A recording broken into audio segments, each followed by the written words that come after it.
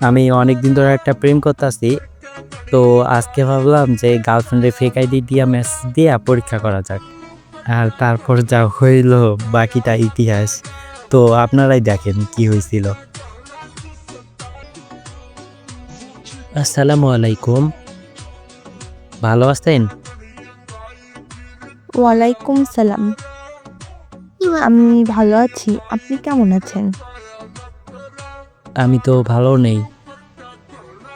কেন? কি হইছে? জানি না, আপনার আইডিটা সামনে পড়লে কেমন জানি লাগতে শুরু করে। তাই ভাবলাম আপনাকে একটা মেসেজ দেই। ভাবিনি আপনি রিপ্লাই দিবেন।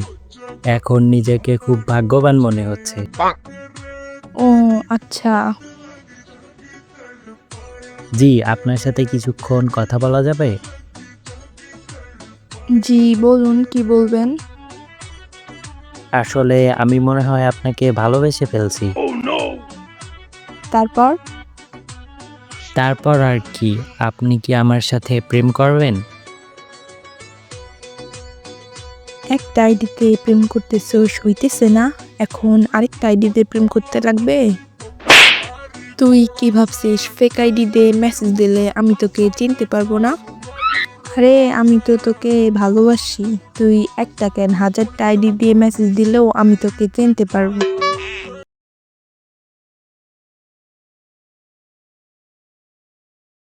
আমি জানি তুমি আমাকে পরীক্ষা করার জন্য ফেক আইডি খুলছো বাবু, তাই না? কোনো লাভ নেই, আমি শুধু তোমাকেই ভালোবাসি কুদ্দুস। হ্যাঁ, কুদ্দুস কে? ও সরি, কুদ্দুস না বাবু, তুমি তো নিলয়। কে? ইস, তুমি কি ফয়সাল? না। তাহলে তুমি নিশ্চয়ই রিয়াদ। রিয়াদ, রাগ করো না, টাইপিং মিস্টেক করে ওদের নাম আসছিল। আমি রিয়াদ না। তাহলে কে? আমি সাকিব। সাকিব, আসলে সত্যি কথা বের করার জন্য এগুলো বলছি। বাবু রাগ করিও না। তোর চুম্মা তুই খা। তুই কয়টা প্রেম করিস আমার আর বুঝতে বাকি নাই। আজ থেকে তোর সাথে আমার ব্রেকআপ। বাই। বাবু রাখ তোর বাবু। তুই আমার শখের গার্লফ্রেন্ড ছিলি, আমার অবুঝ মন নিয়ে এভাবে খেলা করলি। তোর কোনোদিন বিয়া হবে না। আর বিয়া হলেও বাসর রাতে তোরা খাট ভেঙে পইরা যাবি। তোর জামাইও তোর মতো হবে।